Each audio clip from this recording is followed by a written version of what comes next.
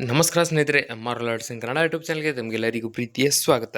ಸ್ನೇಹಿತರೆ ನೋಡಿ, ಇಲ್ಲಿ ಏನಂತಂದರೆ ಮೊನ್ನೆ ನಡೆದಿರತಕ್ಕಂಥ ಸಿವಿಲ್ ಪೊಲೀಸ್ ಕಾನ್ಸ್ಟೇಬಲ್ ಹುದ್ದೆಯ ಒಂದು ತಾತ್ಕಾಲಿಕ ಅಂಕಪಟ್ಟಿಯನ್ನು ನಿನ್ನೆ ಅಂದರೆ 19/8/2026 ಬಿಡುಗಡೆ ಮಾಡಿದರು. ಸೊ ಸಾಕಷ್ಟು ಅಭ್ಯರ್ಥಿಗಳು ಕೂಡ ಚೆಕ್ ಮಾಡ್ಕೊಂಡಿದ್ದೀರಾ. ಹಾಗೆ ಇಲ್ಲಿ ಏನಂತಂದರೆ ಫೈನಲ್ ಮೆರಿಟ್ಗಾಗಿ ಕಾಯ್ತಾ ಇದ್ರು. ಸೊ ಅದರ ಬಗ್ಗೆ ನಿಮಗೆ ಸಂಪೂರ್ಣ ಮಾಹಿತಿ ಈ ವಿಡಿಯೋದಲ್ಲಿ ತಿಳಿಸ್ಕೊಡ್ತಾ ಹೋಗ್ತೀನಿ. ಮಿಸ್ ಮಾಡದೆ ವಿಡಿಯೋ ಕೊನೆವರೆಗೂ ನೋಡಿ. ವಿಡಿಯೋ ಇಷ್ಟ ಆದರೆ ಲೈಕ್ ಮಾಡಿ, ಮತ್ತು ಇನ್ನೂ ಯಾರು ಸಬ್ಸ್ಕ್ರೈಬ್ ಮಾಡ್ಕೊಂಡಿಲ್ಲ ದಯವಿಟ್ಟು ಸಬ್ಸ್ಕ್ರೈಬ್ ಮಾಡಿಕೊಂಡು ಪಕ್ಕದಲ್ಲಿರುವಂಥ ಬೆಲ್ಲೈಕನ್ ಕ್ಲಿಕ್ ಮಾಡಿ ಆಲ್ ಅಂತ ಸೆಲೆಕ್ಟ್ ಮಾಡಿ.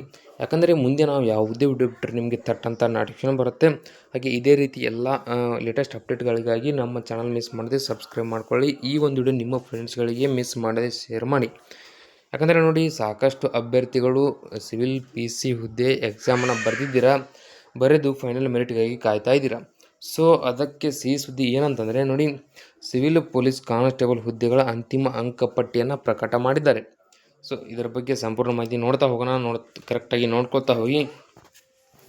ಇಲ್ಲಿ ನೋಡಿ, ಕರ್ನಾಟಕ ಪರೀಕ್ಷಾ ಪ್ರಾಧಿಕಾರ ಅಂದರೆ KEA ಪೊಲೀಸ್ ಇಲಾಖೆಯ RPC ಮತ್ತು Kalyana Karnataka ವೃಂದದ civil police constable ಹುದ್ದೆಗಳ ನೇಮಕಾತಿಗೆ ಸಂಬಂಧಿಸಿದಂತೆ ಆಗಸ್ಟ್ 2ರಂದು, ನಿಮಗೆ ಗೊತ್ತೇ ಇದೆ, ಆಗಸ್ಟ್ 2ರಂದು ನಡೆಸಲಾದ ಸ್ಪರ್ಧಾತ್ಮಕ ಪರೀಕ್ಷೆಯ ಅಂತಿಮ ಅಂಕಪಟ್ಟಿ ಅಥವಾ ಫಲಿತಾಂಶವನ್ನು ಶುಕ್ರವಾರ ಅಂದರೆ ಹಿಂದೆ ಆಗಸ್ಟ್ 21ರಂದು ಪ್ರಕಟಿಸಲಾಗಿದೆ.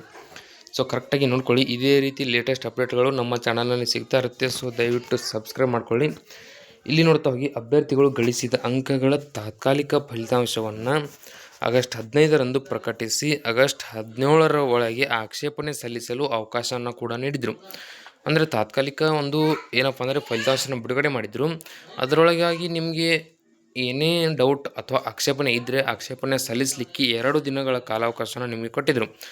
ಸೊ ಅದಾದ ನಂತರ ಆಕ್ಷೇಪಣೆಗಳನ್ನು ಪರಿಶೀಲಿಸಿ ಆಗಸ್ಟ್ 19ರಂದು ತಾತ್ಕಾಲಿಕ ಅಂಕಪಟ್ಟಿಯನ್ನು ಬಿಡುಗಡೆ ಮಾಡಲಾಗಿತ್ತು.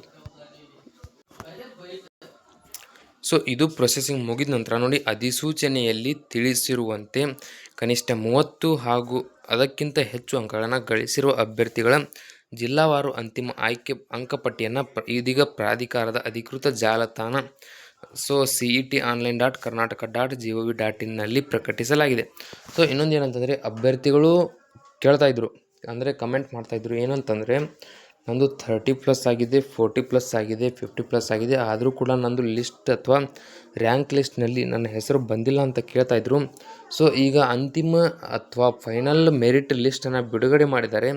ಅದರಲ್ಲಿ ನೀವು ನಿಮ್ಮ ಒಂದು ಏನಪ್ಪ ಅಂತಂದರೆ ನೇಮ್ ಅಥವಾ ನೀವು ಆಯ್ಕೆ ಆಗಿದ್ದೀರಾ ಅಥವಾ ಇಲ್ಲ ಎಂಬುದನ್ನು ನೀವು ಚೆಕ್ ಮಾಡ್ಕೋಬೋದು. ಸೊ ಕರೆಕ್ಟಾಗಿ ನೋಡ್ಕೊಳ್ಳಿ. ನಿಮಗೆ ಇವರ ಒಂದು ಅಫಿಷಿಯಲ್ ವೆಬ್ಸೈಟ್ ಅಥವಾ ಅವರ ಒಂದು ಏನೋ ಜಿಲ್ಲಾವಾರು ಒಂದು ಅಂತಿಮ ಅಂಕಪಟ್ಟಿ ಬೇಕಂತಂದರೆ ಅದಕ್ಕೆ ಲಿಂಕ್ ಕೊಟ್ಟಿದ್ದಾರೆ. ಆ ಲಿಂಕ್ ನಾನು ಡಿಸ್ಕ್ರಿಪ್ಷನಲ್ಲಿ ಕೊಟ್ಟಿರ್ತೀನಿ. ಅದರ ಮೇಲೆ ಕ್ಲಿಕ್ ಮಾಡಿ ನೀವು ಯಾವ ಡಿಸ್ಟಿಕ್ಗೆ ಅಪ್ಲಿಕೇಶನ್ ಹಾಕಿದರೆ ಆ ಡಿಸ್ಟಿಕ್ ಮೇಲೆ ಕ್ಲಿಕ್ ಮಾಡಿ ನೀವು ನಿಮ್ಮ ಒಂದು PDF ಓಪನ್ ಮಾಡ್ಕೋಬೋದು.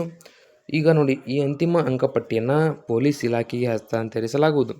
ಈಗ ಏನು KEA ಕಡೆಯಿಂದ ಎಕ್ಸಾಮನ್ನು ನಡೆಸಲಾಗಿತ್ತು, ಈಗ ಫೈನಲ್ ಮೆರಿಟ್ ಅಂಕಪಟ್ಟಿಯನ್ನು KEAದವ್ರ ಕಡೆ ಇರುತ್ತೆ. ಸೊ ಇದನ್ನು ಅವರು ಪೊಲೀಸ್ ಇಲಾಖೆಗೆ ಹಸ್ತಾಂತರಿಸ್ತಾರೆ, ಅಂದರೆ ಅವರ ಕಡೆ ನೀಡ್ತಾರೆ. ಸೊ ಅದಾದ ನಂತರ ನೇಮಕಾತಿ ಪ್ರಾಧಿಕಾರದಿಂದ ಜಿಲ್ಲಾ ಅಥವಾ ನಗರ ಅಥವಾ ಘಟಕವಾರು ಈ ರೀತಿಯಾಗಿ 1:5 ಅನುಪಾತ, ಅಂದರೆ 1 ಹುದ್ದೆಗೆ 5 ಅಭ್ಯರ್ಥಿಗಳಂತೆ ಪಟ್ಟಿಯನ್ನು ಪ್ರಕಟಿಸಿ ದೇಹದಾಢ್ಯತೆ ಮತ್ತು ಸಹಿಷ್ಣುತೆ ಅಂದರೆ ಫಿಸಿಕಲ್ ಟೆಸ್ಟ್ ಮತ್ತು ನಿಮ್ಮ ಒಂದು ಏನಪ್ಪ ಅಂದರೆ ಫಿಸಿಕಲ್ ಎಫಿಷಿಯನ್ಸಿ ಟೆಸ್ಟ್ ಹಾಗೆ ಫಿಸಿಕಲ್ ಸ್ಟ್ಯಾಂಡರ್ಡ್ ಟೆಸ್ಟನ್ನು ನಡೆಸಿ ಹಾಗೆ ನಿಯಮಾನುಸಾರ ಆಯ್ಕೆ ಪಟ್ಟಿನ ಪ್ರಕಟಿಸಲು ಕ್ರಮ ವಹಿಸಲಾಗುವುದು.